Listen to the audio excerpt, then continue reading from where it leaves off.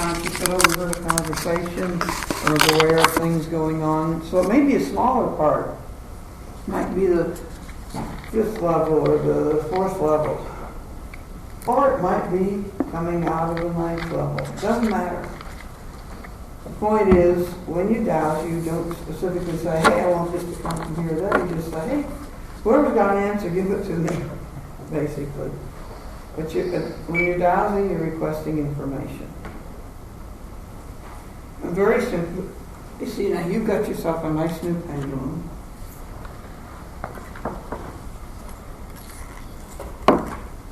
And these are put together anything kind of pendulum.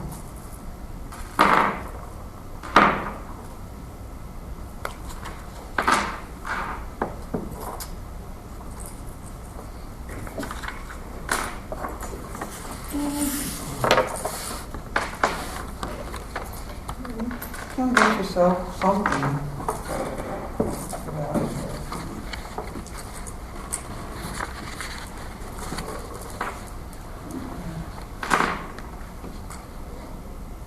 Okay?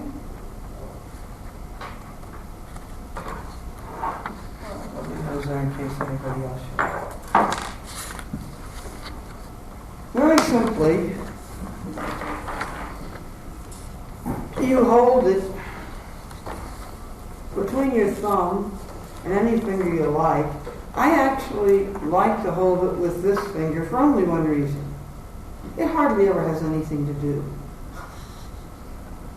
This finger is, your index finger is used all the time for very specific, deliberate, willful things. Now but this finger, this is a ring finger. This one just doesn't seem to have much to do, and it doesn't have a specific willfulness to it, so I just kind of like to hold it with that finger. Now, the important thing in dowsing, do not will it to move. Simply hold it and ask your unconscious to please use your body to make the pendulum move. Whether it moves like this or just moves like this, doesn't really matter. But what you want to do is ask it for a yes. What it will give you to indicate yes. This is the most common yes. Now, some dowsers will teach you first you have to start it going in a circle. I don't teach you that. And some people think that a circle one way is a yes, and a circle the other way is a no. But I have found, and a lot of them going in a circle, change from the circle to this back and forth motion. I have found that the most common answer is this one. But your unconscious can have any answer it wants. You just want something that you can clearly see is a yes, and then you want something that you clearly see is a no. So you can see for the difference here is very obvious, okay? The amount of the swing, how far it goes, doesn't indicate anything about accuracy. It indicates more about ego than anything. For some people, with no, it stands still. And for yes, it moves.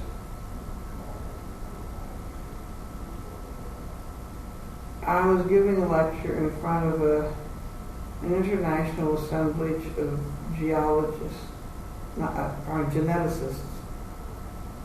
And they wanted to learn to use dowsing and finding tombstones and looking things up and using maps and all.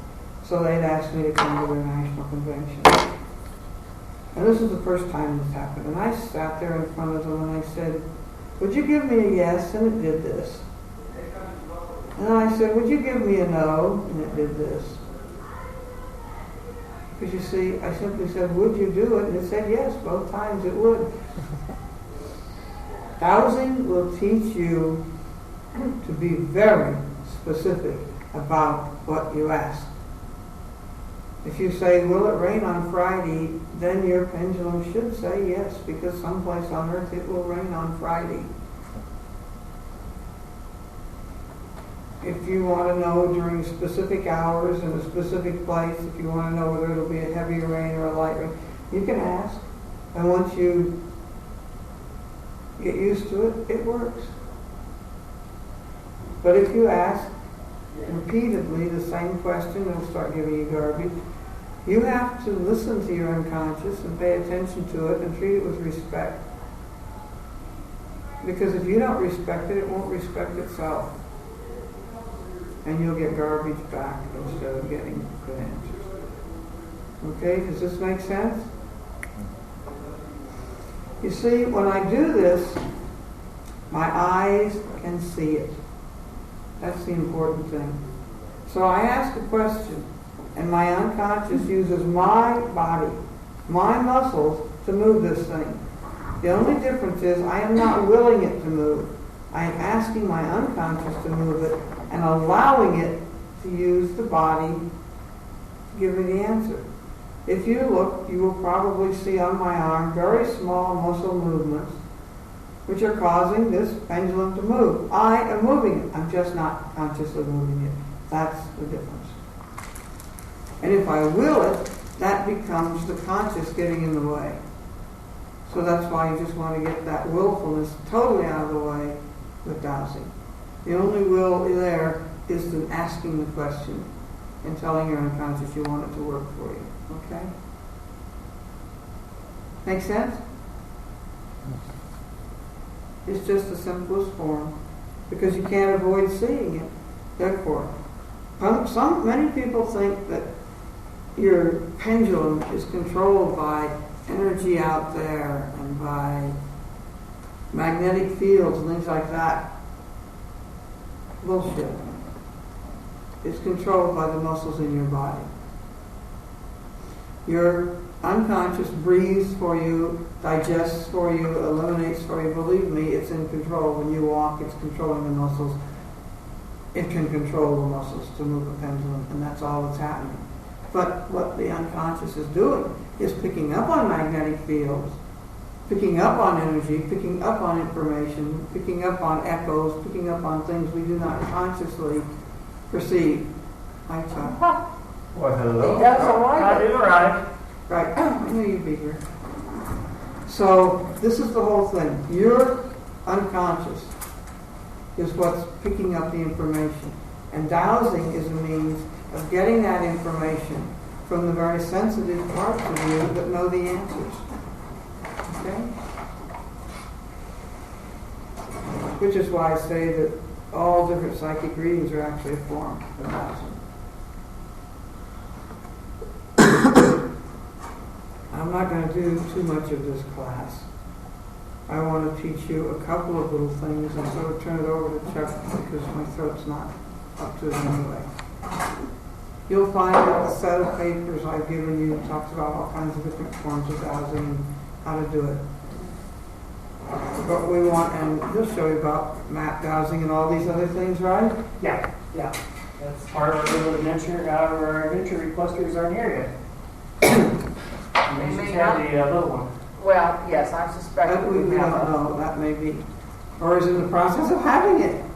Well, By the way, it's not Angel, it's Amber. Oh, Okay. you could always. I'm terrible with names. So am I. In this particular case, I finally remember it after 2 sessions. They didn't have it on Saturday like it was. Not that I know of. They certainly haven't let us know. Wow. You could always doubt for it. Yeah. That's for the answer. All right. By the way, I'm in no shape to douse today. My dowsing today would be lousy. My physical state is such that, It's out of whack. yes. Mine's going to I'm going to tell you that right now. But this is how, for instance, now in front of you, see, in front of me, I see like a thing going from 0 to 90. Now 100 would be across from the 0. And there's no such thing as a 100% accuracy in dowsing. And you can have your 0 here or there, but you have to know which it is. Usually we go from left to right in our culture, so we usually go from 0 to 90, you have a drawing of that in one of those pages, actually on two of them. What you do is hold your pendulum, it'll be a fan-shaped thing. There are two different ones, a little one and a big, that's one of them, see? As I said, forget the 100, that 100 is an insane idea, because it's 0. But what you do is you hold your pendulum in front of you and say, how accurate am I today? It's giving me 30% at best. Okay? I'd be better flipping a coin. All right? At least have a 50% chance of being right flipping a coin. Yeah. Now, there are certain things, and there's certain things, by the way, you may want to hold it with a slightly smaller chain. You can, you don't have to. I'm just, usually now when you're out in the field in dowsing, you may want the longer one, but go in here, but you've got a little loop on the end, you probably want to hold it at the end. That's a funny thing I discovered about dowsing, and I will show you. I don't know why, but we discovered that any time you have an actual, if you had something circular that you were holding, for some reason or other, I can't find my circular things, but dowsing seems to work better when you're holding something with a hole in the center. It just seems more active that way. I don't know why. Maybe it's just easier for the body to control the muscles that way, and that was purely by accident. But you see, you can douse with this. You can douse with anything. I like to use this one when I'm demonstrating because it has a nut on each end. But I still respect my unconscious. But it knows I'm a nut, and I know it's a nut too, so there's nothing wrong with being a nut. In this world, it's helpful. You know, my mother always told me you don't have to be crazy, but it helps. Good trampling in this fruit. No, in this world, you want to generally ask 2 or 3 questions when you're dowsing. You want to ask, can I today at this moment? May I? Do I have permission from the unconscious to use dowsing in this instance? And should I? And only if you get a yes to those 3 should you be dowsing. The thing is, sometimes you can douse a half an hour later when you're not doing well then. There are all kinds of other things. I want to show you the hand. Did I show you in magic about the coin? Okay, well, do you all have a coin? This is one of the most fascinating things, and it works even after you've learned to have it explained. I want you to think of something you'd like to answer to, whether it's whether to go out after class and have some dinner with us, or whether it's to do something tomorrow, or whether to buy this book or that, whatever. If there's something you have a question of and don't really have an answer, assign one side of the coin to one answer and the other side to the other. It has to be an either-or kind of question. Then I want you to do exactly what I ask, but no more. You got a coin? Here. You want a large one or a small one for flipping? Large. All right. I want you to do exactly what I asked, but I don't want you to go one step beyond what I asked. I want you to assign each side of the coin to one. I want you to flip it, catch it like this. Do not look at what you have. Okay? Put it down, don't look. Oh dear. We need to give her back the quarter. If you can't flip it, spin it. All right, put it down. Now, do you know which side you want to come up? That's your answer. Don't let a stupid quarter tell you what to do. The act of flipping the coin will cause your unconscious to take all of the alternatives and the things that go into it and give you the optimum. And if it doesn't give you an answer, if there is no decision on that, then simply look at, well, which would be more fun, and do the thing that would be more fun. Or where would I learn more? Or where could I get more sleep? Or whatever it is you really want at that time, add that in and go with the thing that gives you that. Because if you don't have an answer, your unconscious says, either way is equally. Okay? And knowing this won't stop it from working.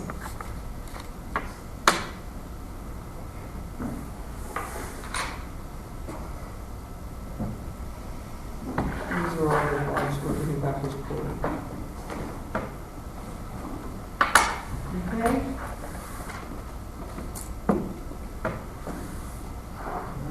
In case anybody arrives, I did get a nice bomber for you this time. Oh, thank you. You can have it all over you. That is. And it's white. It's awesome. The blinds will be able to, Yes. Some people put ping pong balls on the end. I find I saved a few of those because they're handy. Yes. I will turn it over to you. All righty. Oh, no, I'm sorry. There was one other I forgot. This is really important. Do this. And think yes as you're rubbing your thumb against your finger. And now think no while you're rubbing it. Do you feel how it changes? It becomes sort of tacky or sticky. All right, that's your built-in dowser. You're trying to pick out a piece of meat or a vegetable or something else in the store. You're trying to decide on anything between two things. Just use your dowser. People will just think you're meditating, but the thing is, you're dowsing. Yes is slick and no or smooth, and no is tacky. Okay? You don't have to have a pendulum, but it's nice to have them, and your unconscious appreciates it. Well, I guess we will go ahead and go on our gold hunt, and as we discussed last week. I presume everybody here has had somewhat of a level of experience in neuro-linguistic programming. Is that true? NLP? Possibly not. No? Okay. Psychometry? Right. We talked Yeah, about okay, you got some psychometry. Excellent, okay. Well, one of the things that needs to happen is for you to understand that when you're working with any type of a dowsing device, you have to phrase the question so that it gives you a yes or a no. So in other words, to give you an example, will the sun rise tomorrow? It should give you a yes. We're not allowed to do if it gives you no, but the bottom line is somewhere the sun is going to rise. But that may not actually be your true intent. It might be, well, is it going to be a sunny day or a cloudy day? So you need to be very specific about the type of question you ask. So, will the sun rise over Kansas City tomorrow would be an appropriate question. So you want to keep those kind of things in mind when you're working with pendulum or any other type of dowsing device to ask questions. The pendulum is typically the tool that is used in-house. The other stuff that I brought and some of the things that she has there are typically used in the field. Everybody is capable of dowsing. Some of you are going to be better dowsers than others just because of genetic makeup. Then you have the issue of experience and how often you do it, so on and so forth. but you're all capable of dowsing. Just that at certain levels, you will exceed other people's levels in certain areas. It's just part of our genetic program. A lot of people poo-poo dowsing, and they say, well, your hand moved, your leg twitched, or whatever it is, and therefore it caused your device to move. Well, the bottom line is, it's supposed to. Your dowsing instrument is an extension of yourself, and it helps you visualize what is taking place. So, one of the things that I thought we would start off on is a little bit of map dowsing. And I'm going to tell you a little bit of a story. This is actually a true story that I've encountered. The names have been, in some cases, changed in order to protect the guilty and the greedy politicians. But the bottom line is, a number of years ago, a friend of mine got out of college and got a job at BC Christopher. And basically he ran into some individuals there that invest money. And the level of confidence was built up significantly to the point where it was like, hey, can you get some other types of investments for us that we can put away that nobody knows about? Well, back in those days, they didn't do anything to satisfy a customer's desires. So the answer was obviously yes. So, needless to say, Bob called up his customers and said, yes, I found something for you that I think that you'd like. We can acquire it for you. And it just so happens to be gold. And in some cases it's silver. So they started acquiring gold and silver for this family. And time passed by, and suddenly father says, well, you know, I've got a daughter that's about your age, and I think you really ought to meet her sometime. Well, bottom line was, as a little time went by, and they ended up getting married. And Bob continued to buy gold for father-in-law. And finally it got to the point where it got down to the fact, well, what exactly are you doing with this? Well, I'm hiding it. But I don't want to lose my investment.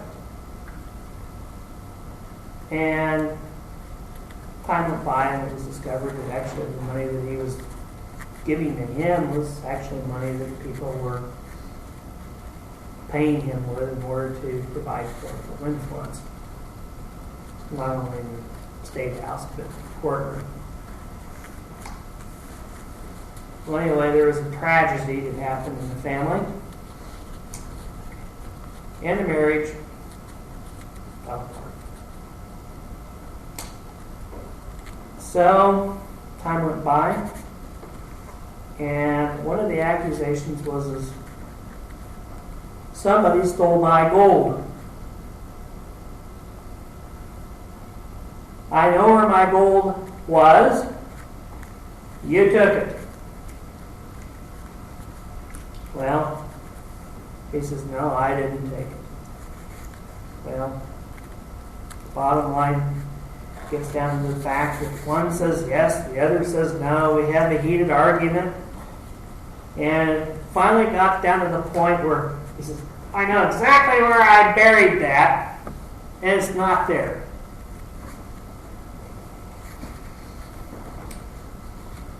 The feud went on for some time. Actually, it's still not over with. To this day, the old man, every day I guess, went out there and look things over just to make certain nobody was out there planting flowers and ran into his little stash. So, anyway, it got down to the fact as to what happened to the gold. Was there really any gold and silver there? Well, I was brought in on the situation in order to determine whether or not there was actually gold there. And second of all, had somebody disturbed it? Or did the old man have a stroke and just lose track of where things really were? Well, it got down to the fact that, yes, he did have a series of episodes that took place in his nastiness. And he lost track of where things were, and he probably did have a stroke. He was still on the road raising cattle. So, the gist of this is that finding gold is you're more likely going to find it in a situation like that than you are in any other particular case. And one of the things that you can use to your advantage is the fact that the father spent a lot of time, or I should say the father-in-law spent a lot of time placing the gold. There was a lot of thought that was put into that. So therefore, his actions created what's known as a thought form. It developed an energetic pattern. Therefore, it existed. A field. A field.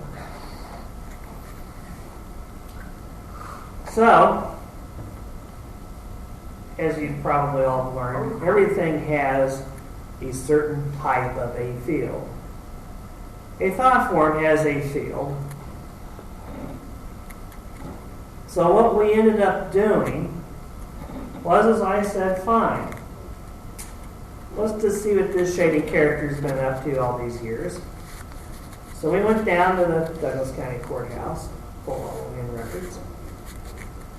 Then we pulled all the maps and the plats of those areas and discovered all of the things that he's been doing.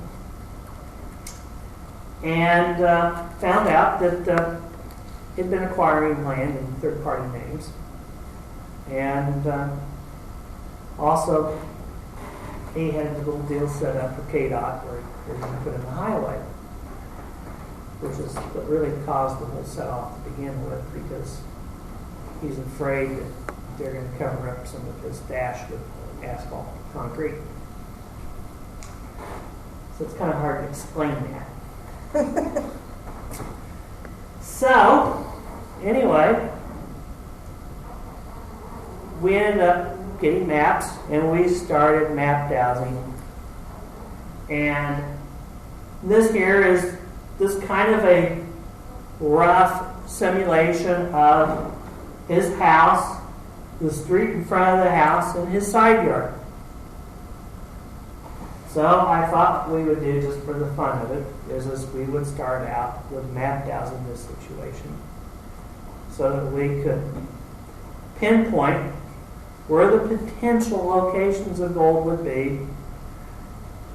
So, Can I interrupt for a moment? Because you're telling the story made me realize I have to sell you something. And I was telling them earlier about how you have to be specific what you ask. Remember, Linda lost her cell phone, yes, and we asked you to douse for it, and she very carefully drew you a map of my house. right, And you said it was in the bathroom, right. but it wasn't there. But when she found the phone, we realized why you had doused that and why it wasn't there. Oh, She didn't find it in that house, and that's the last place it was, in that house. oh, Because I would have taken it off my bed, laid it up on the counter, And then took it, And put it take back on, and put took it it back up the street. and walked back up the street. Can I ask a comment? There you go, folks. You see, like I say, will the sun rise over Kansas City tomorrow? I just had to tell them and let you know. Yes. You were very accurate with with the answer that you got. With the Right. question you were But given. we should have just asked the first question, which house is it in? Yes. And I didn't do that. No, because they gave you the map of the house where it had to be. Yeah, plus we were dealing with external chaos, and Right. I'm like, Anyway, I thought it was right. yeah, that is funny, and I'm glad to know that. I intended to ask. Okay. Back to your goals. Let's see here. Since Mr. Anderson was a nut, we'll just use a nut right here for the fun of it. What you want to do when you map Dows is you want to make your map so that it's in a block form, so it's nice and easy to figure out. Typically, it's best to orientate top to north. So you probably want to draw that. So you probably want to draw that. Some people right now currently are making a big to-do about the fact that the Earth is changing its magnetic field, and there's something called a null point. So you might ask where the null point is if you really want to get that picky about it and line it up to the null. However, In the the field for the house is the field for the house, no matter where the null. And Null your point is. your subconscious should know where it is, like not dowsing in the rain. Yeah, exactly. You can douse So, for water. yeah, Now it's raining. It Wow. won't interfere. it won't interfere. Unless you think it will. Exactly, unless you think it will. So, anyway, we have this laid out here. And I'm just going to artificially simulate this so that you can see what's going to take place. There's two ways to go about doing this that are common. So, in theory, what we're going to do is we're going to triangulate energetic fields. So, just for the sake of this, we're going to start at the top, and we're going to work our way down and find where the point is. And you will eventually see the bobber going like this. It's spinning at a very rapid rate. You would then hold this in place. You would ask the appropriate question, which would be, is this the proper location that I need to identify in order to find the goal? And it should give you a yes. When it does, you then basically just, since this is artificial, we go like that. So we've drawn a line going that way, and we go about this, and once again, let's just say we get rapid action with our pendulum, and along the whole, we have a cross here. This gives you the proximity, in this case, where the goal is located. Now, of course, in his particular case, you would ask, are there any other locations? And in his particular case, there was, because he's been doing this for years. So the bottom line is you're going to have marks all over this. What I like to do, in some cases, and especially like this, when you get just loads of answers, I like to change the thought form that he has into existence so to assist you in locating what is truly there. So therefore, we will say that we have an interfering energy preventing us from doing the job, and it's coming in from here, and it's got another one for the fun of it. Let's just say that it's over there. And lo and behold, it's located there in the bedroom. That's a pretty typical spot to find energy problems in the bedroom because, hey, we spend about a third of our life here. So what I like to do is take my pendulum and basically invoke a beneficial change. Basically, I say, I hereby invoke by law of correspondence this energy into a beneficial energy in order to help me locate the rest of the gold. Please clear all other forms of energy. When your pendulum stops rotating, the mission is accomplished. So the end result is suddenly these lines start putting energy into these other locations of where the gold would be found. This eliminates false readings. The other thing that you have to be aware of in dealing with these types of operations, and it doesn't necessarily have to be this.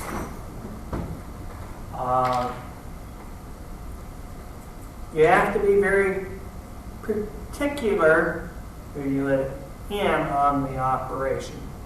It's not an issue of greed. It is an issue of eliminating interference.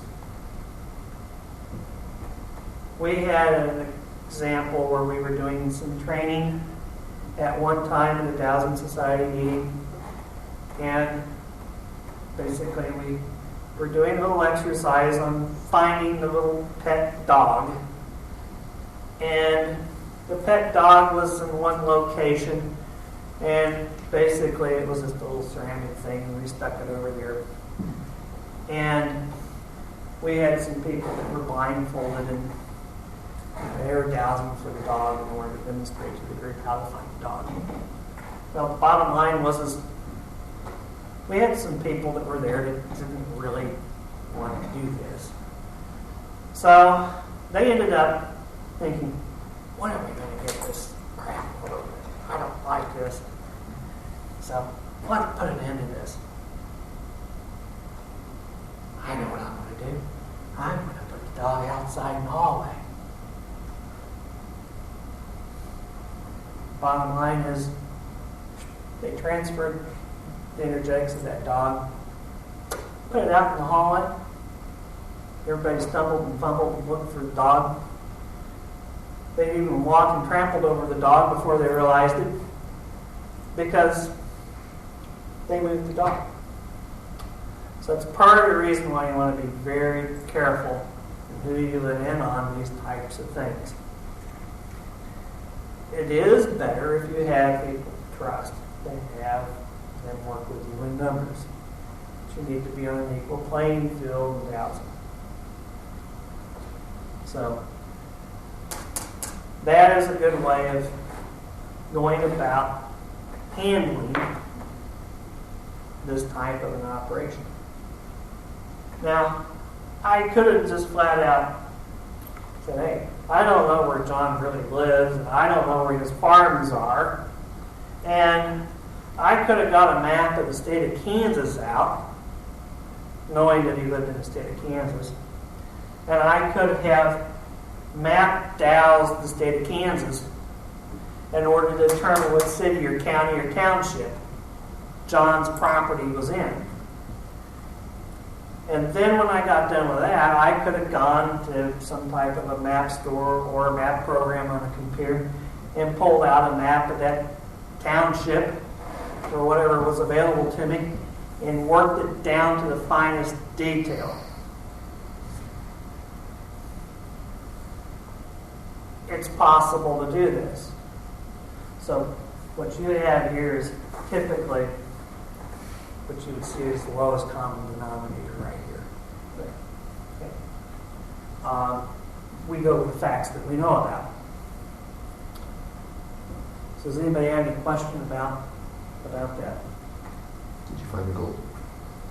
He won't permit us on property. But we went over there once and did do one dig, and yes, there is some gold there, and we put it back. When it kicks off, that may disappear.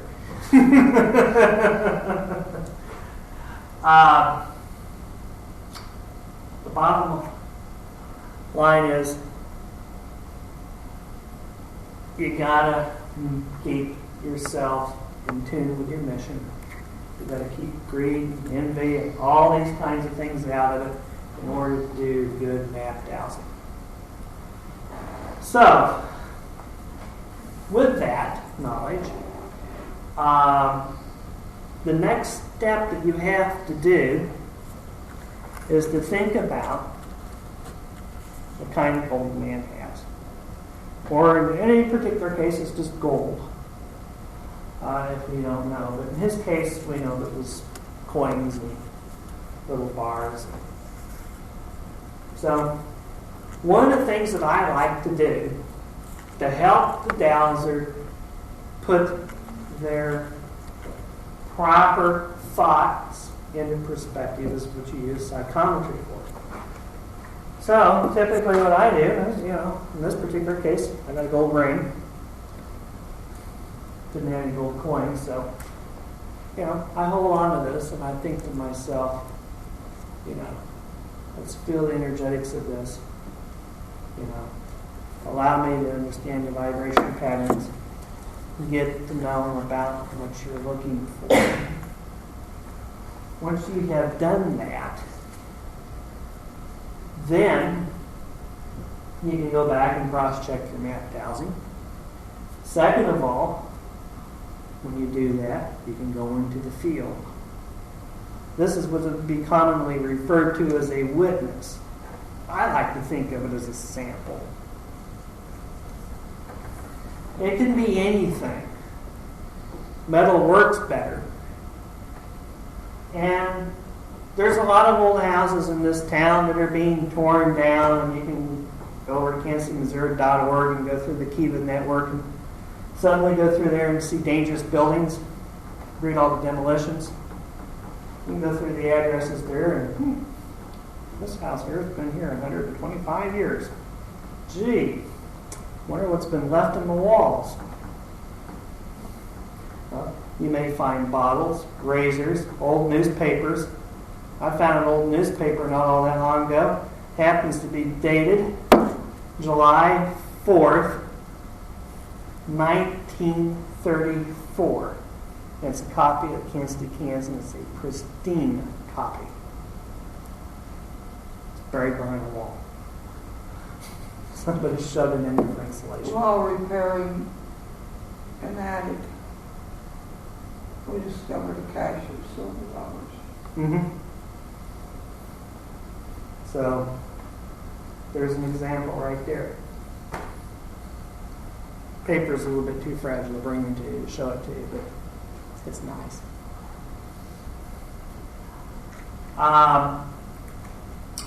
Another thing that you can do when you douse, especially in a housing type situation, is you use a digital camera.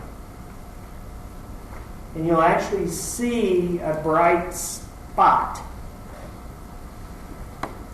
whatever it is you have aligned with. That is an indication of a change of energetics. That's a signature clue, a location that you can go look at something. So, anyway, now that we've got that down. Theoretically, here we are going to move out into the field, or this particular case, into the backyard. And we're going to learn to go about dowsing with field instruments. And I guess in a particular case when you know that there's a metallic object, there's nothing like dowsing tools to start with. Okay. If you've got a good metal detector to go over the area and fine tune it, do it. It works best. Okay. This here is a form of a bobber. I have some other bobbers here. And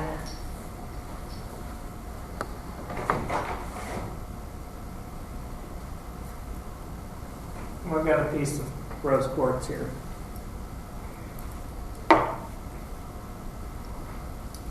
So I'll have you guys take turns using bobbers as part of your adventure in this little mission.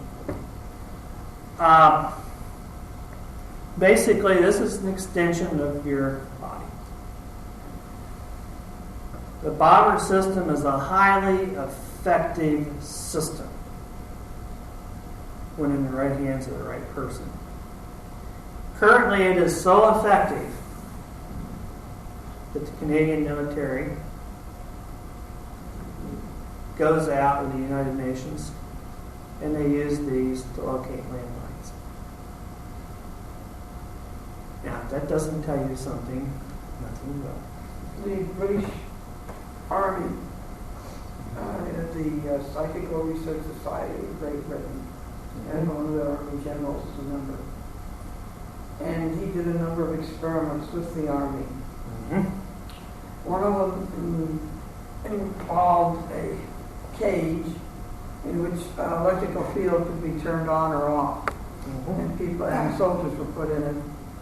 And they were half of them were told when it was turned on the first time. The other half were not told. In the half that were told when it was on, they were always able to tell whether it was on or not. In the half that were not told when it was on, they were able to predict the difference, but they didn't know which was on and which was off. The other one had to do with landmines, one of the famous experiments. They had a field in which mines were planted, 25 mines. And they asked all of these soldiers to douse, to mat douse the field for the safest way through it. And they got very good results, but one particular soldier had horrible results because what he did was douse each mine. Yeah. He would have stepped on all the mines. He would have stepped on all the mines, yeah. Right, but the whole thing is, they were all getting results showing the ability just of regular soldiers who had no training to douse. And all of your utility trucks in this country have dowsing rods on them. Yeah. In the Johnson County Water District #1, the premier water purveyor in Kansas. I mean, they may tell you they don't if you ask them, but if you offer to show them yours, they'll usually show you theirs. Yeah, otherwise they show you their hydrophone. Right. But of course, what they used to calibrate their hydrophone with? Dowsing. Dowsing rod. And when we had to dig up the street, my mother's water line broke. We knew it went out through our front yard, and we knew that it connected across the street under our neighbors, but we didn't know where. And we had to pay a bond called a street cut bond to the city to come back and repave the street. But when I went up to pay it, I saw the city engineer going out with what looked like a dowsing rod in his hand and a can of spray paint. And I said, "Are you going to go douse for the sewer line?" He said, "Yes." Since I knew the right word. So I broke the speed limit, driving back home, so I could watch him douse. And he walked along across the front of the yard, and when the rod turned, he put it down, he went out and he sprayed lime green paint in the street. He walked along further, when it turned again, he sprayed it, and they dug between those two lines. That's exactly where the sewer line was. Anytime you have a moving object inside a contained device, such as a piece of pipe or wire, it makes it very easy. One of the big faux pas was that the United States government decided that they were going to switch from AT&T and go to Sprint. Why were they going to go to Sprint? Well, AT&T refused to put in EMI and EMP protection. Sprint decided, hey, we'll do it. And to top that off, they says, once we put our are lines down into the ground, nobody will be able to find them. Why? Because they're fiber optic. They're non-metallic. Still have a field. Still have a field, and they got a field that's you wouldn't believe. So, anyway, I digress enough from that. I'm going to just give you a brief demonstration on how this operates, and then you guys can come down and try your hand at this. I'm going to use this rose quartz here just because it's something that you can visibly see. Since you're kind of positioned in a weird position. Okay, I'm going to start over here, and I'm going to say, show me the rose quartz. Notice the rod just barely moves. As I move the rod closer to the rose quartz, the rod picks up in intensity. Once I line it up on the rose quartz, whoa, look at that. It rotates. Go the other way with it. What is this intensity? It stops rotating. So, we go back over to here. Show me the rose quartz.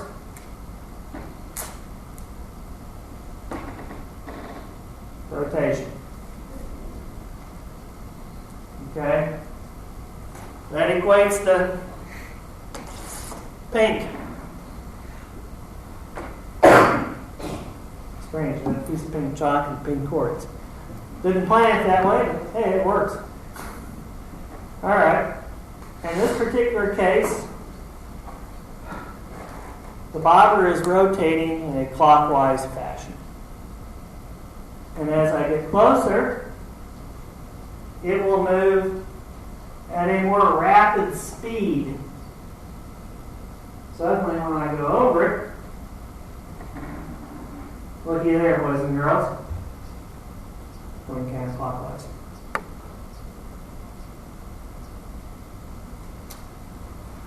That equates to both pink lines. That means that you have gone over that point. That is where your target is located. That's the simplest and easiest way to operate a bobber. So, are there any questions about that? Hearing none, we'll let you start. I'll put it down on the ground, and you can just get a feel for it. And we'll just put it right there. And Show me the rose quartz. show me the rose quartz.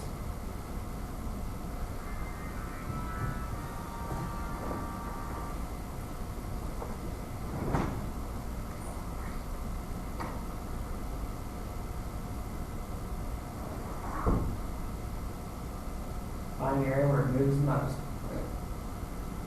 Okay. Once you get that approach.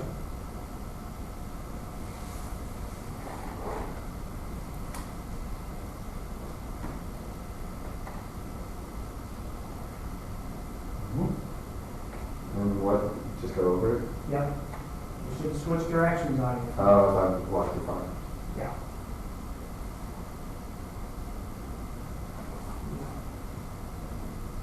Of course, back there, a piece of wire, and they get it some funky energetics. It should amplify also.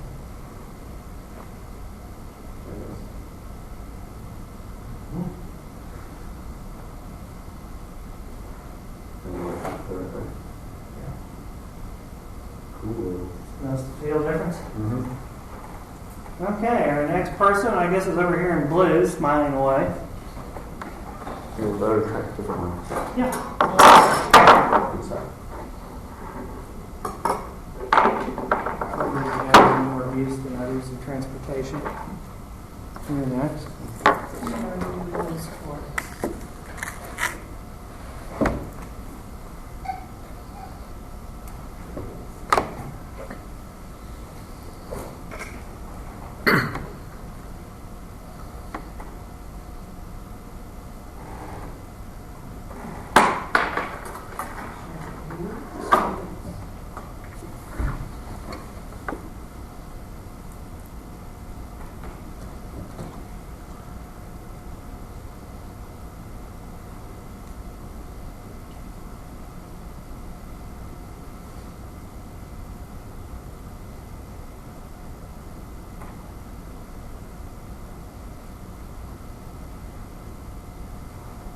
Feel change?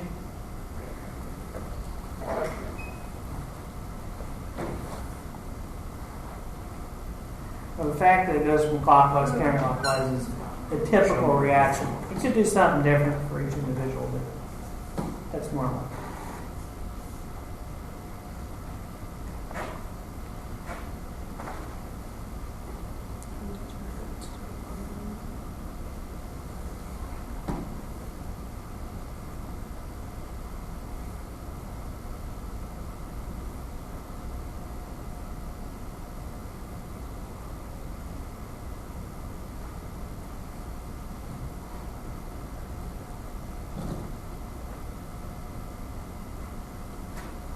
You good?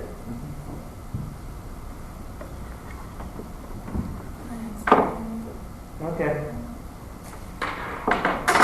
Not a problem.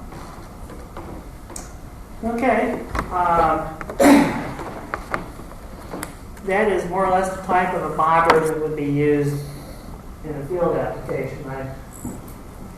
You can find smaller bobbers this size. They work exactly the same. So, anyway.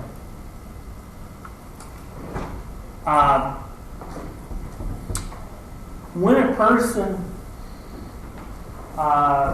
uses a bobber, I suggest, depending on what it is that you're going through, or the point of locate, you approach it from several different angles. Typically, you're best to mark the object where you've located it with something non-conductive, wood, golf ball, ping pong ball.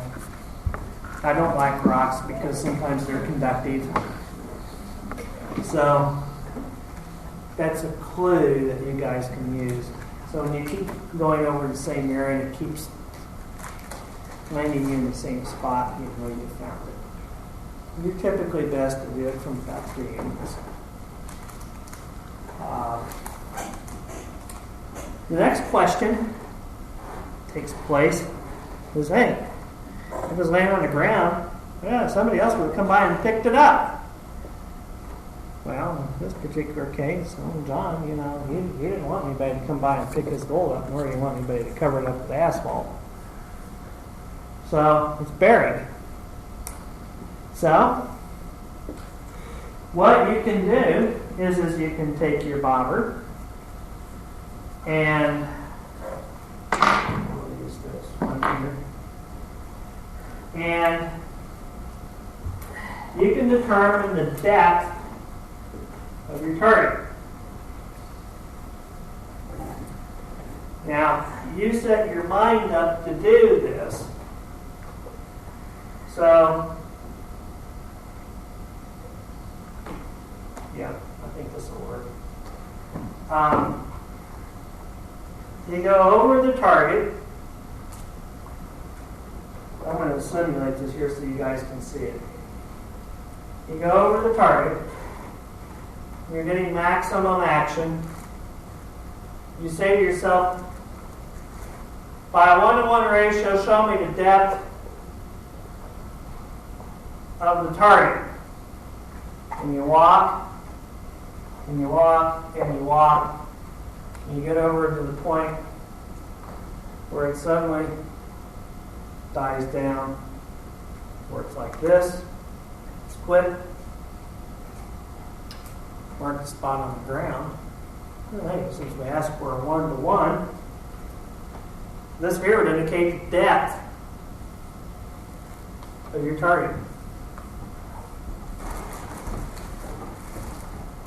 And if you have some partners working with you, you could have them use the bobber and specifically say, is the target more than 1 foot below the ground? Yes. Is the target more than 2 feet below the ground? Yes. Is it more than 5 feet below the ground? No. So, all right, what's left? Well, is it more than 4 feet? No. Well, the only thing we didn't ask is 3. So we know that we're digging roughly 3 feet.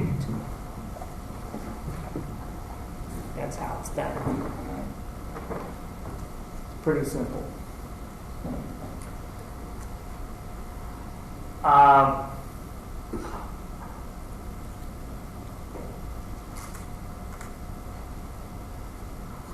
I think that that is probably one of the most useful ways for you to go about doing this type of work. Now then, you could use the traditional L-rods.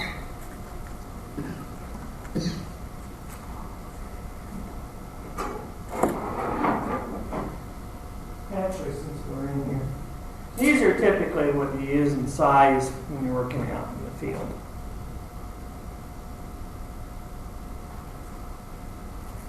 But when you're working inside, you use smaller.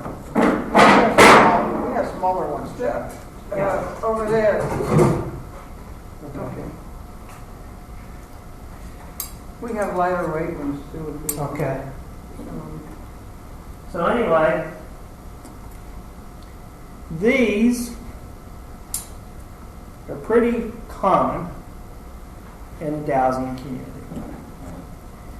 You can line them made up in a variety of different ways. But the bottom line is you've always got a 90-degree angle. You always have one piece of the construction that's longer than the other. And there's some tricks to actually building these that you're not aware of. And to go on with the accuracy into this, you could actually say that it's as accurate as a bogger. However, you have more variation in the response that you're going to get. I wanted to show you one thing since you're doing it. Okay. You find one of these old ballpoint pens that have a top that comes up and puts down. You take it apart and you dump out the stuff, and you find that this actually was in it like this, and it came up.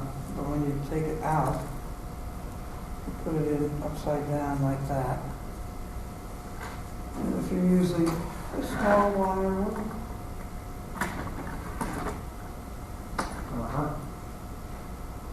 a lot of people use these. And it even has a nice clip you can wear it on. Did you say your name was MacGyver? Or what was the other guy that was on TV?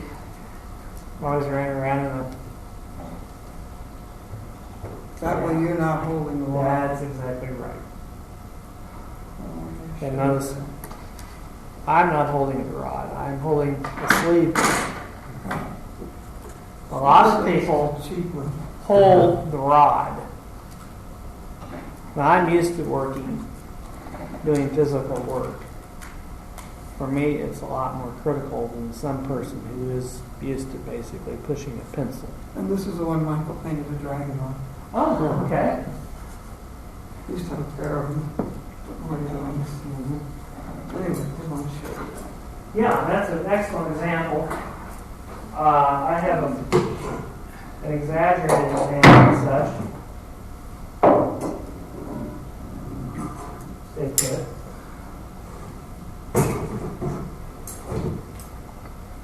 I've got a regular bearing in this. It's greased. And it goes flippity flop wherever you want. Got a great amount of surface area here to handle this with. Works wonderful.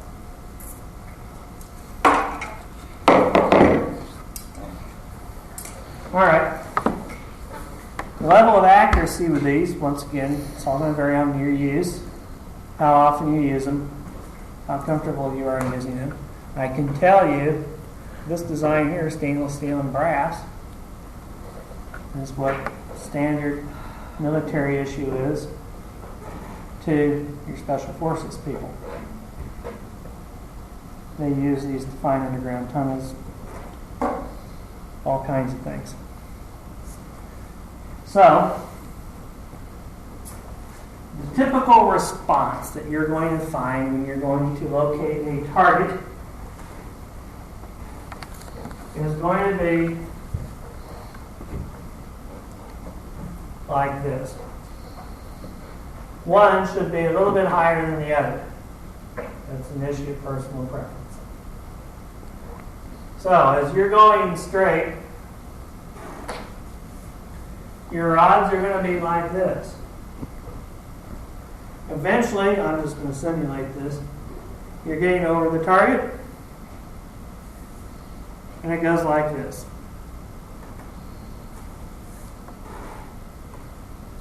Now, some people like it where it goes like this. The old X marks the spot routine. That's perfectly fine. In other particular cases, you're going along like this and you're looking for something, your target, and suddenly your rods go out like this. That is a very common response when you're looking for water. Typically what happens is they'll actually line you up a vein of the water that you're looking for. Basically, the theory that makes this work is the same thing that makes the bobber work.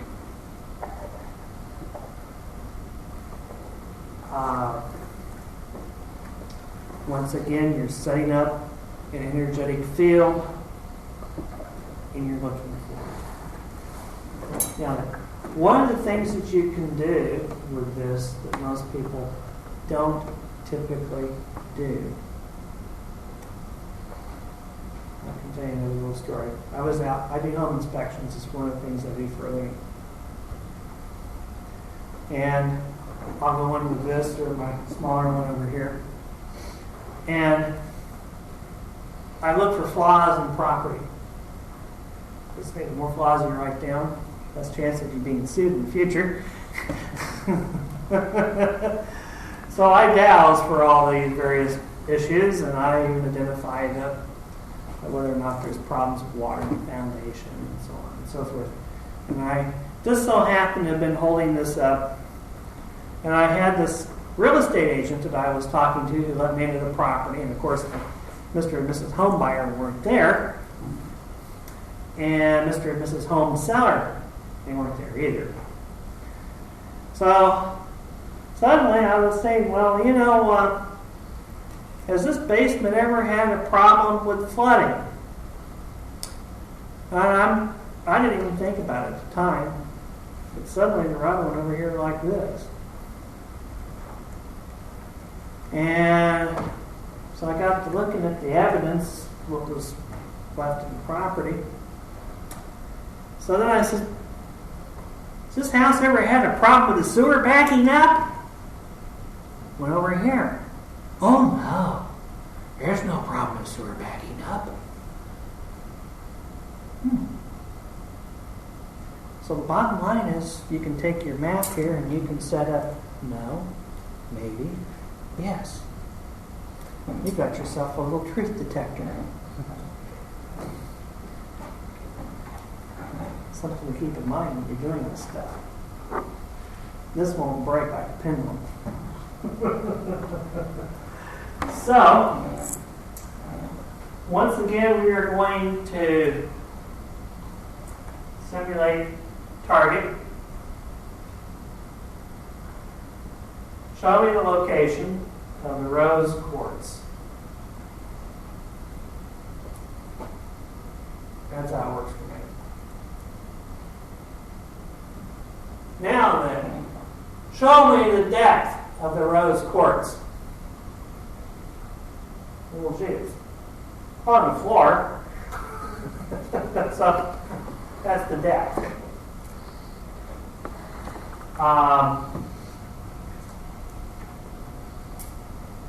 Now, in some cases, on objects like this, you can say,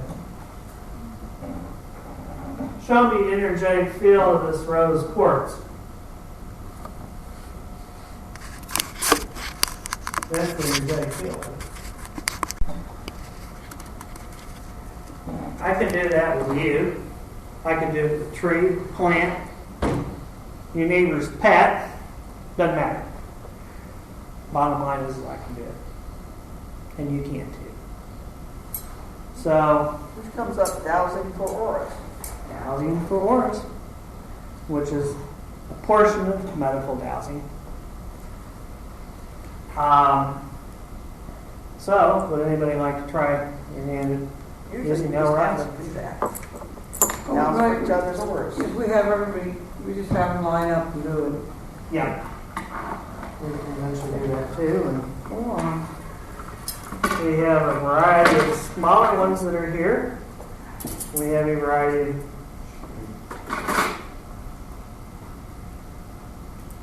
just make yourself at home with it. He can douse you. Sure, you can douse me. I even have a nice small wingtip. You want to douse me? Yeah. Show me the energy field of what's your name? Chuck. Chuck. Chuck Digby. Did I not introduce him? I apologize. Is it? That's about it. Now back up. Now, ask to get a closer energy field, one of the inside energy codes. Okay. Can I get a closer energy field for Chuck? So you need to come out first. Yeah. Okay. He starts crossed. Right.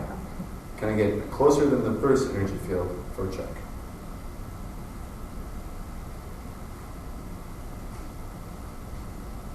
Very good. Yep. Cool. That's about second chakra. Mm-hmm. When you were testing. Now, Okay. What's some other stuff to look for? next person. Next up for the rest sports. Mary, Or and You stay down there, she's going to douse you. Oh, okay. okay. Then Paul can douse Mary. If Mathea wants to, she can douse Paul. Mm-hmm. All right, we don't want to, it's okay. Phil for 5. All right. He actually may have been thinking something funny, and the energy field went by him. You want a closer energy field.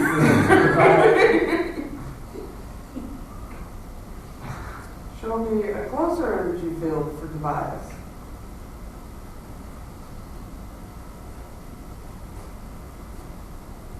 Yeah, that's it. You got one rod that's a little more dominant. Yeah, Right.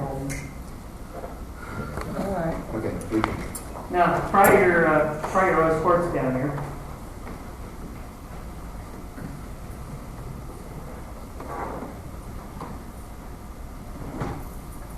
Show me rose quartz.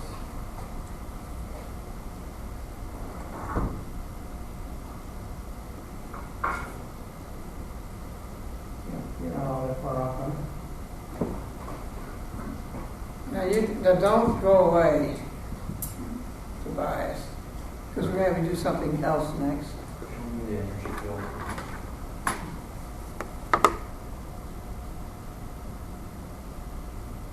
Now, do you want to get a closer one? Show me the closer energy field from there.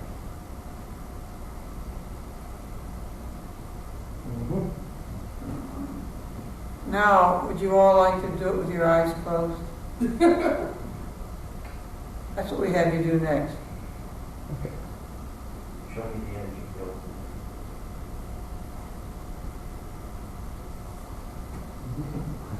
Yeah, you're about in the same spot.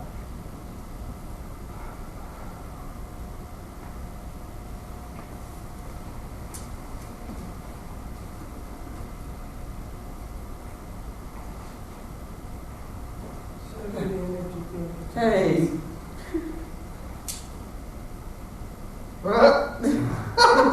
That is the thing. Uh-huh. It pointed to him. Try this. Yep. Okay.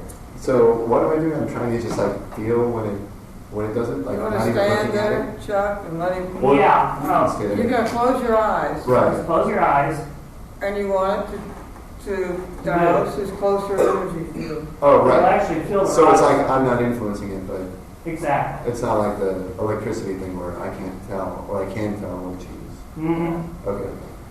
Yeah, you'll feel it move. Show me a very close energy field for Chuck. But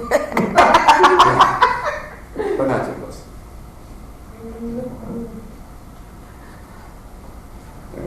All right, the reason he did that, now, show him what you did.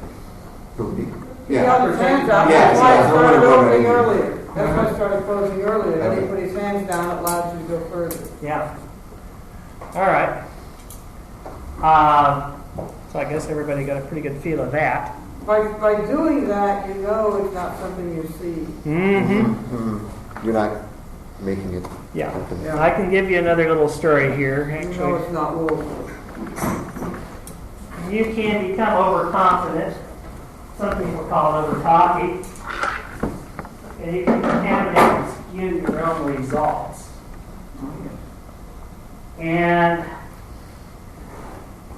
I had a search and rescue mission for a lost teenager, who I guess we could say was debatably kidnapped. And I've been doing it by myself for so long. And I've been listening to these wonderful police officers in the state of New York say, no, she can't be over here. She's got to be over there. I've listened to that so long, but the bottom line was when I started map dowsing, suddenly my brain was programmed, oh, I've got to find her over here.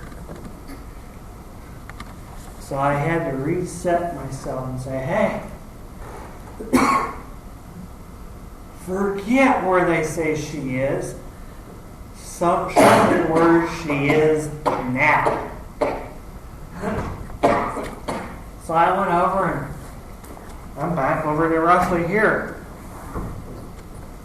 So then I said, okay, where's she going to be at in 2.5 hours, which is going to be 9:30 Eastern Standard Time p.m. I end up there. Well, anyway,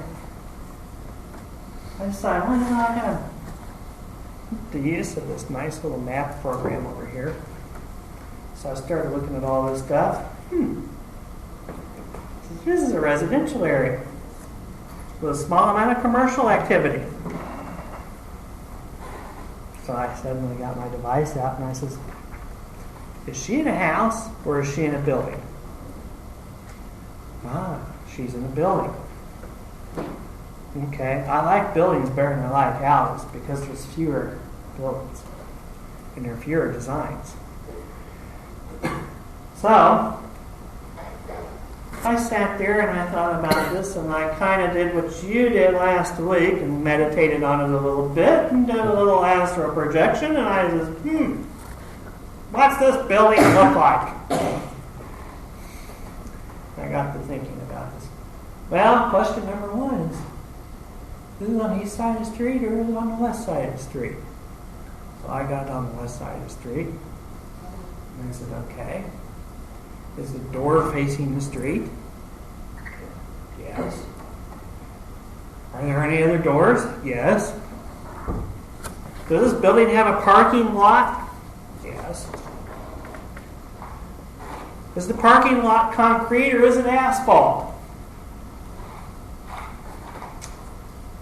Does this parking lot have any green grass in and around it? Yes. Trees, bushes? Yes. Okay. Now then, is the color of the building white? No. Well, that's good because most buildings are painted white. So I says, all right, is the building painted yellow? Well, I had yellow. So I said, all right. Is the entire building painted yellow? Came back and said no.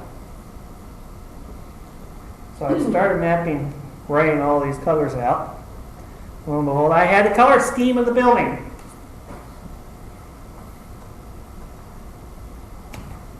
Well, okay, called up those wonderful people over there in the state of New York, and I said, she's going to be over here at the corner of 10th and Pacific at about 9:30, and she's going to be near a commercial building. It's yellow with blue and green stripes, and it has a red sign.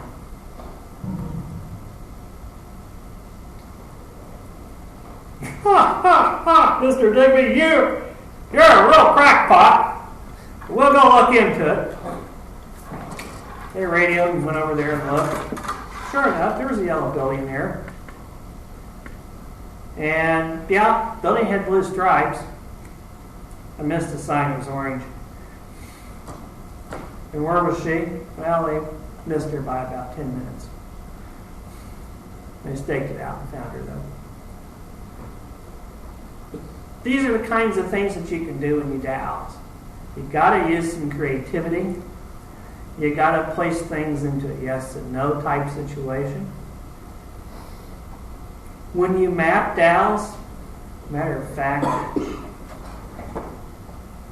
one of the things that happens is when you map douse, you change your body's aura.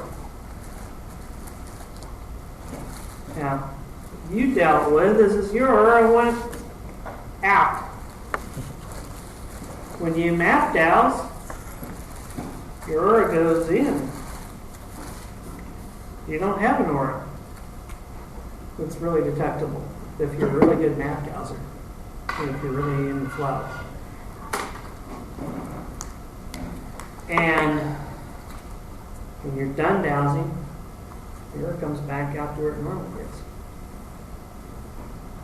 But I think that as you work with some creative people, try to come up with some creative ways to do things. Use a process of elimination. You guys can all become masters at dowsing.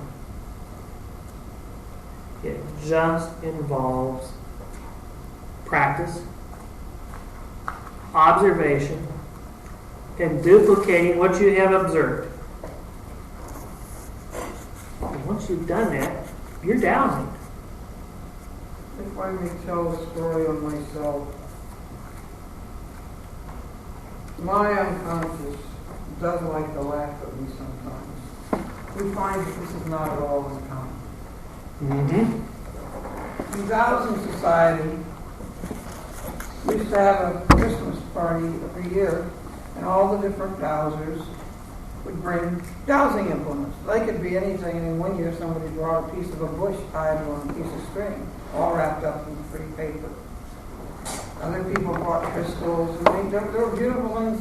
I think that's where I got that nut on a string one year. I love it. But they brought in dowsing. Things could be used to douse. And they were all wrapped up, and they'd have the name of the giver, but not who was the recipient, and then it was sort of a grab bag. And everybody got a new dowsing tool. And then they had all kinds of different things you could douse for. Like they usually had about 5 boxes containing different things, maybe different minerals. And they would have 5 jars containing different liquids. And then they had envelopes containing 5 different pictures. But I mean, altogether about 25 things that you could douse for in groups. And then the person that got the most right would win a prize. This particular year, there were 2 prizes. The first was the second prize. And you know these crystals that hang from chandeliers? Well, there was a real pretty pale blue one, and then there was a yellow one, an amber colored one. And I saw that blue, and I thought, oh, that would look so pretty on my Christmas tree. And so I said to my unconscious, will you win that for me? And they said yes. Well, I hardly ever do douse, things like that. But I really like that little thing. So we all did it. And I didn't get the most right. I got the second most right. But the person who got the most right wanted the yellow one. So You we're say, great. will you give me the best score you see? I said, will you win me the blue book? Exactly. And I guess since you're on that, what we'll do is we'll just have a brief discussion about visual tools. This here is referred to as a potentiometer. This one has nylon ball bearings in it. And essentially the way this is set up, it's an L rod. You put this inside of it, it's no longer an L rod. So let's see here if I can unsabotage my workmanship.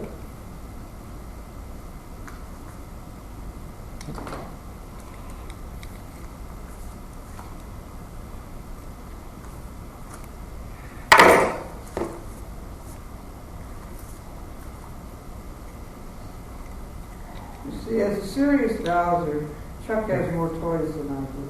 Yep. That's Okay. why we ask them to find things. We have to just tell them Mhm. different things to find. Yeah. If I could only stick a cell phone in there. The only thing I told you is the cats did not steal it. Yeah. I kept insisting the cats moved it. I said the cats did No. not move it. A cat. I said neither cat did it. Yeah. Now, then, as I told you, and you've learned in psychometry, everything has a vibration. In some cases, you want to stay mentally focused. In her particular case, she wanted the blue chandelier. Well, I don't care what I had the most right. I just cared if I got the as far as she was concerned, all she wanted was blue chandelier. Well, we could actually stick an object in here. Let's say we want some money. I got a penny in here. Well, I can take this thing around and say, show me where I can go find some money.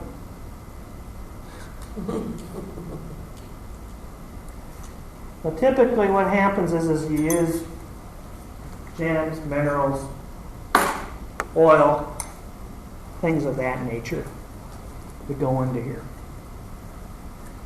And I use these primarily on things that I have no contact with at all.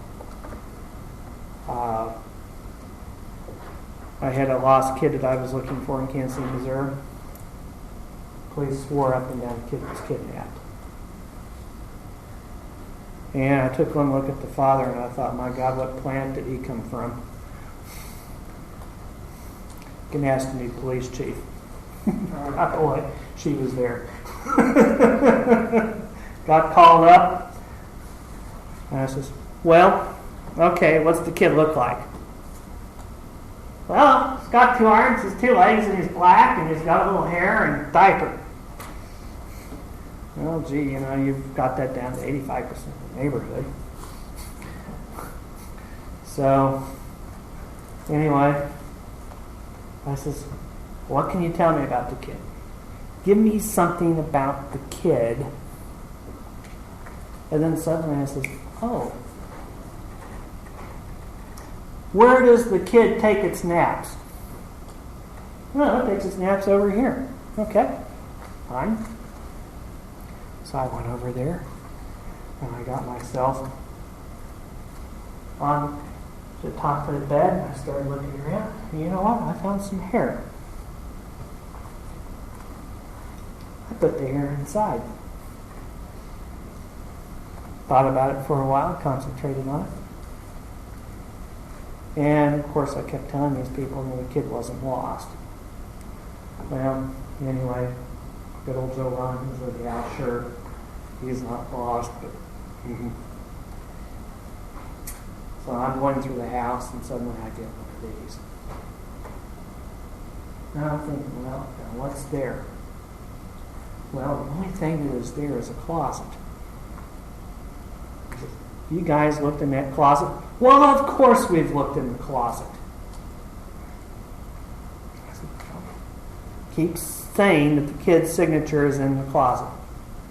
They went in there and they opened the closet up and they looked. You didn't see the kid. So we spun around for a little while. And this is where we get into the situation of our mind playing with us a little bit. And suddenly, like, I'm outside and I'm looking around, seeing, and the step kept going back to the closet area. So I finally marched in there, and I went right up to the closet, went like this. I threw down my tool and I opened it up, got all the coats and the jackets, just threw them out on the floor. There's a pile of blankets down there on the floor, and I picked those up. Next thing you know, I've got a little screaming kid. That easy. So, these are very, very handy for this application. When you kind of know what you want, but you don't have any physical attachment to it, you can find something, it works. And I'll let you just hold on to that and kind of get the feel for it. This is a whack. It's kind of on the industrial side, but you can't buy those things, you have to make them.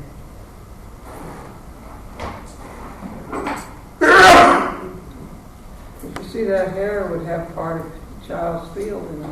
Exactly. Got DNA structure in it, and the RNA structure in it, and it works. Now, I could have done the same thing with this. You can do it without it, but it just helps. It helps. And it's always using respect for your dowsing tools. Mm-hmm. And it is important to respect your unconscious, to respect what you do. Mm-hmm. This here is just a little end cap. It goes on to the end of this. You guys probably have seen these made in the movies or something. And usually it's a peach tree or willow or something like that. And you hold it like this, and it goes like this. So And the reason they choose the particular trees is because they have a springiness. right.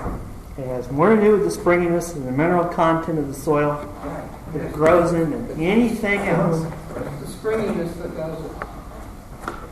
Now, And show them again how they hold it so they'll see. I want you to see this because Because if it's you hold it hard. differently than you think of doing Yeah. it. Palms open like this, fingers in, grasp, lift, walk. Goes down.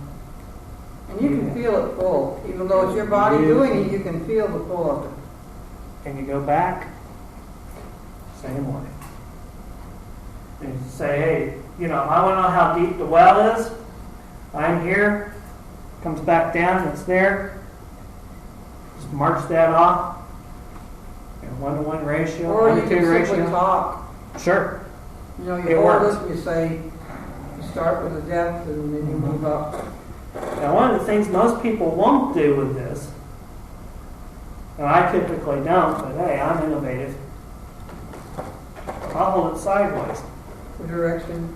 And it'll point to the direction just like an L rod. Right. It's not as comfortable, but it works. And if you don't have anything else, guess what? Hey, you improvise. And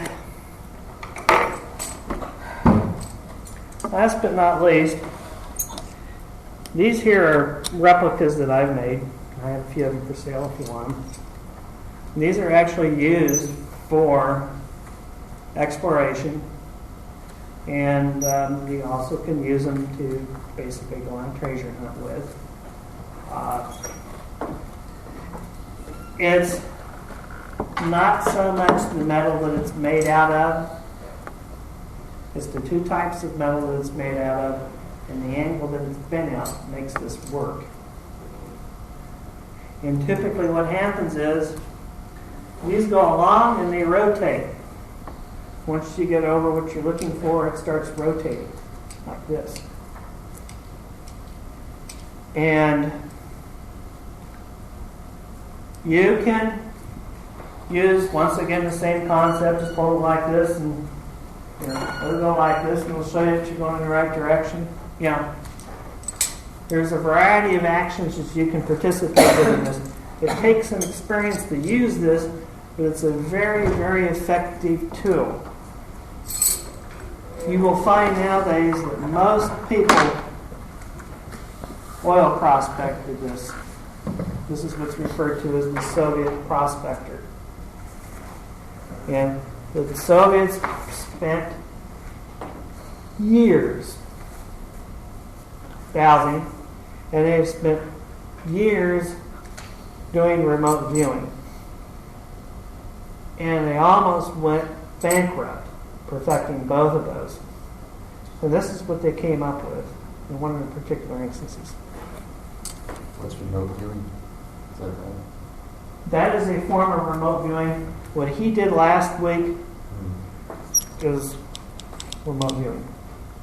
It's just that instead of just kind of going off someplace and seeing what you see, you focus in and you say, hey, I want to see what's going on at the Apple Mart at Valentine and Broadway.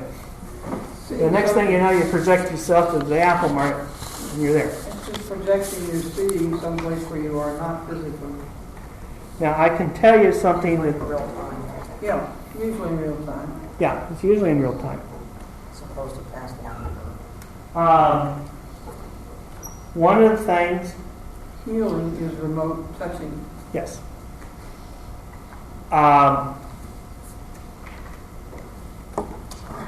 If you read the book called Remote Viewing by Tim Riffett, R-I-F-A-T, it's kind of a hard book to find. It's an excellent read. And it is actually more towards remote viewing. However, there's discussions in there about dowsing, more so than I ever anticipated. But one of the biggest items of disclosure in here is how these fields work. Second of all, how these fields don't work. And third, what stops them? Well, actually, the last statement isn't true.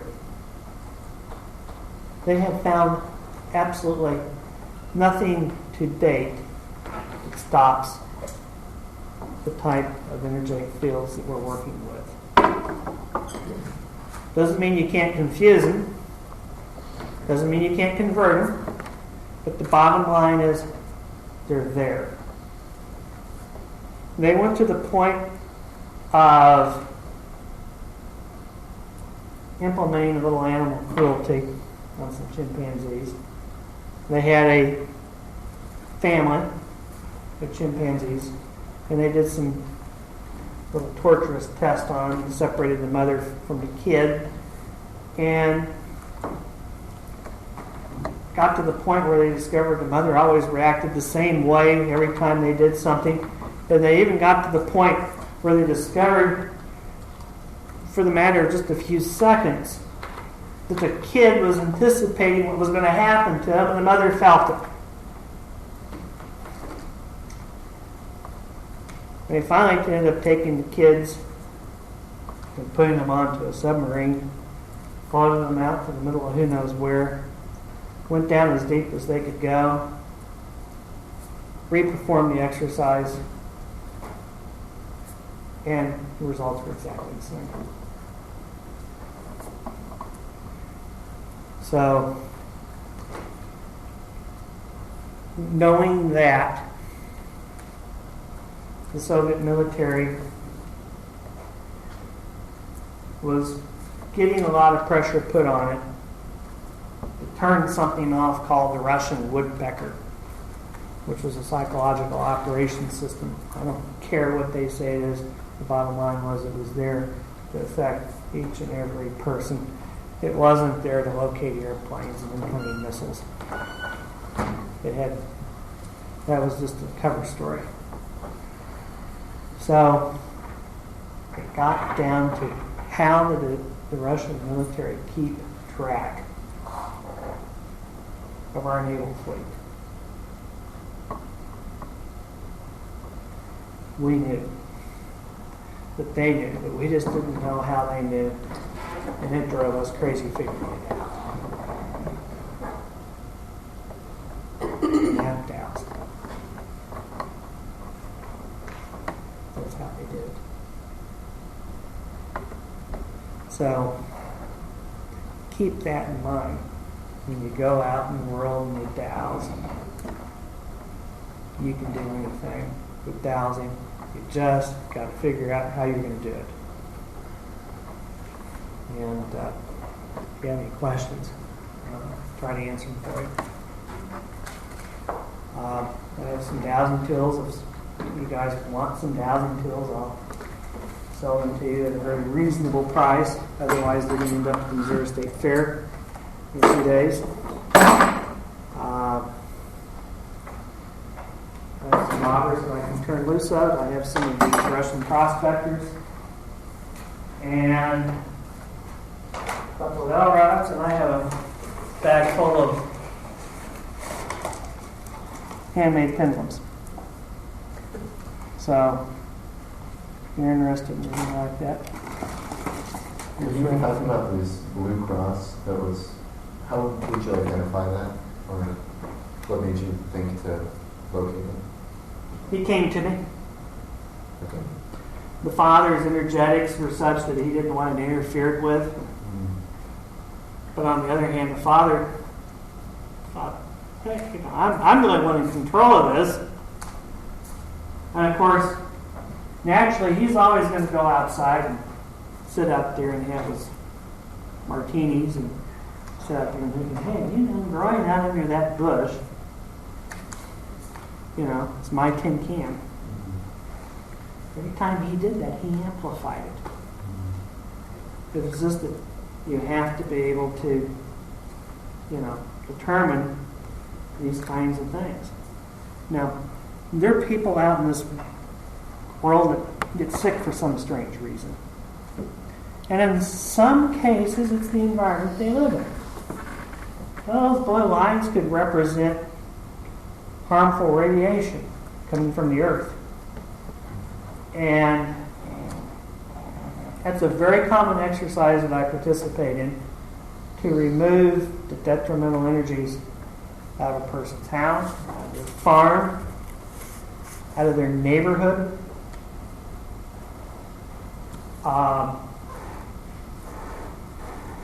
I've gone in and I've done ghost busting,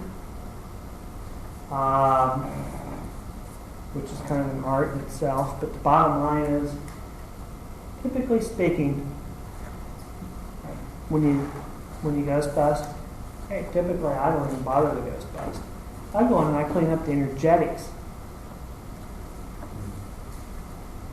And we'd have to sit down and spend a couple of days really learning to do that. But it's a form of map dowsing with a pendulum and usually with a small bobber and sometimes some crystals. But the bottom line is that you just change the environment. You perceive it being whatever it is, and you cause it to change. And one of the exercises that I saw done, and it works, from what I can tell, not a lot of people, is if you all closed your eyes, and I immediately said, I want you to think of something that makes you happy. Okay, Mary's going to demonstrate it for us. Mary, tell me when you've got something there located in your mind.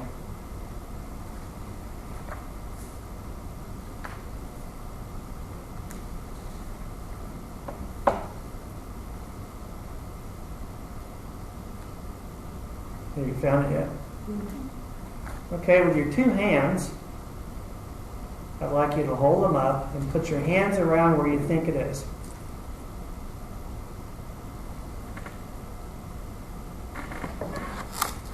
Okay. Everybody see where that is? Okay, Mary, I want you to stop thinking about that. And I want you to think about something that irritates you to no end. Do the same thing with it.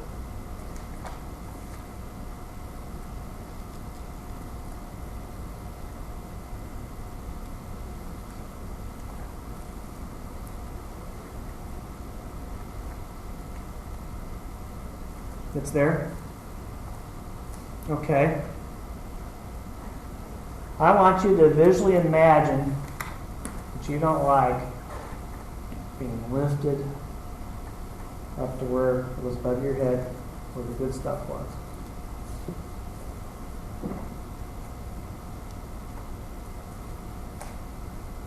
And the good stuff has now gotten to the point where it's encompassed the stuff that you didn't like.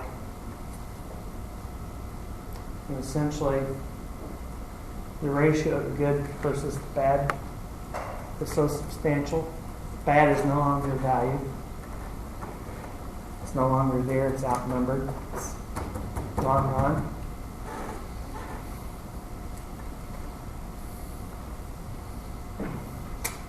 That's how you do it. Partially how you do it. It's kind of Basic NLP. basic NLP. But we open some vortexes up with our dowsing devices, and we take that message and run it down the pipeline to wherever it needs to go in the universe and change it. So, questions, comments, observations? When you're dowsing, you have to state the question, or could you just think it? You can think it. When you're beginners, you're best off to say it out loud Actually, because it causes you to think it more thoroughly through.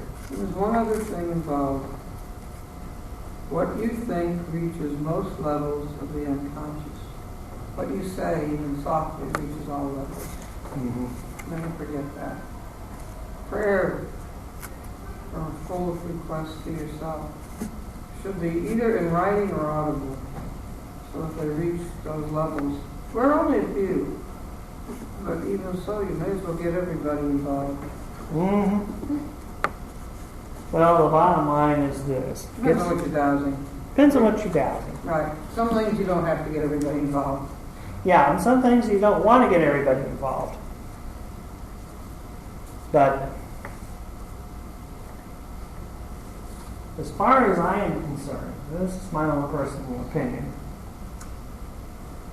that has more spiritual implications and religious implications in it and scientific implications in it than one will ever imagine. It's just that we've gotten to the point where the conventional wisdom people have shoved it aside and don't use it.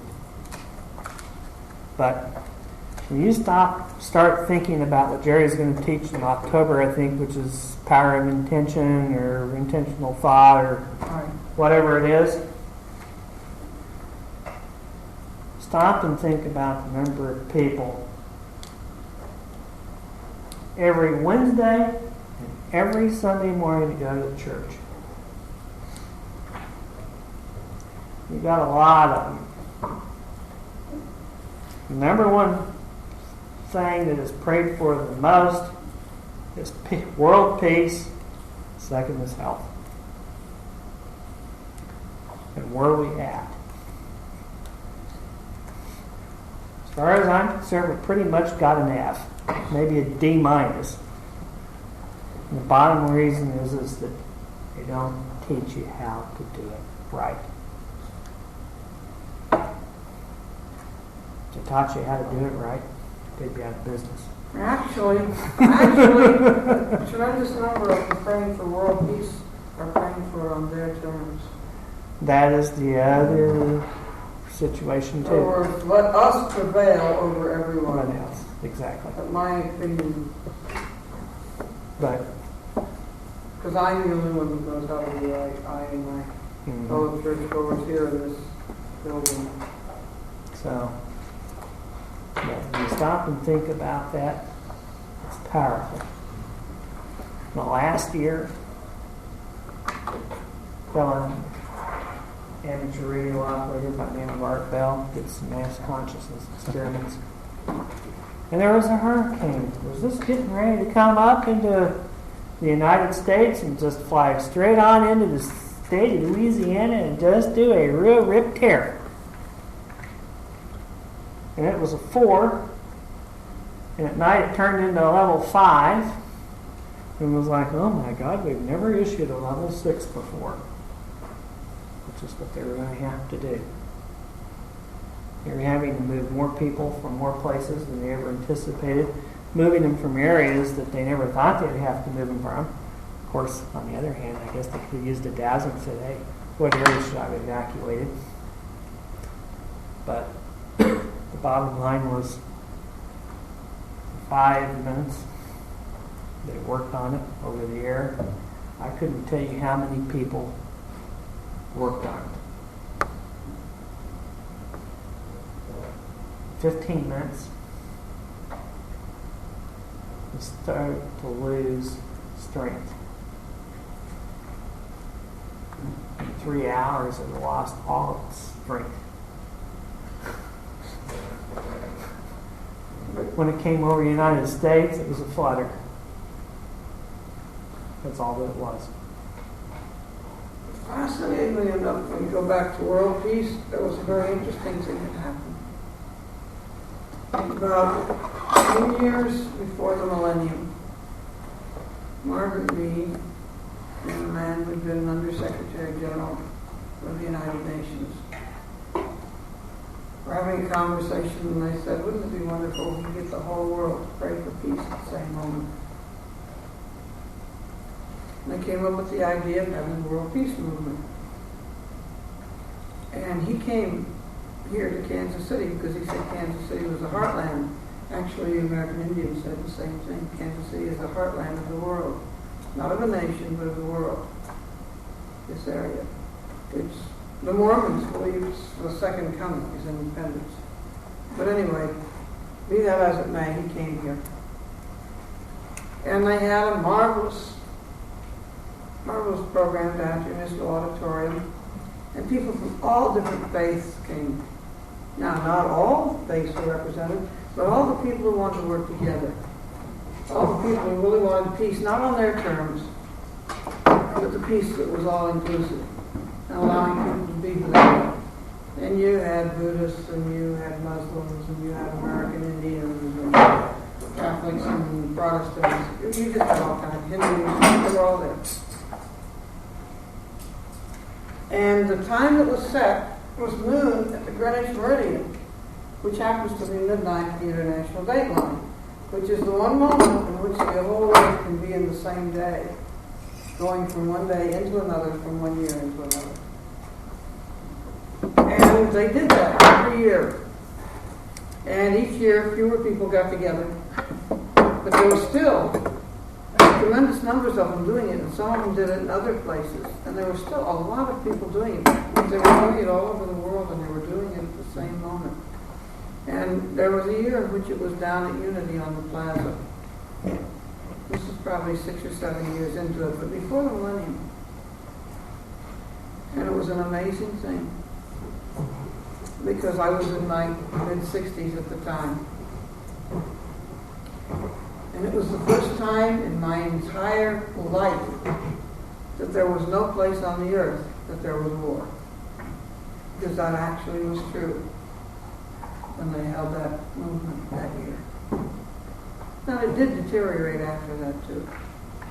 But in my whole life, it was the first time where there was no place on the earth where there was war between two peoples.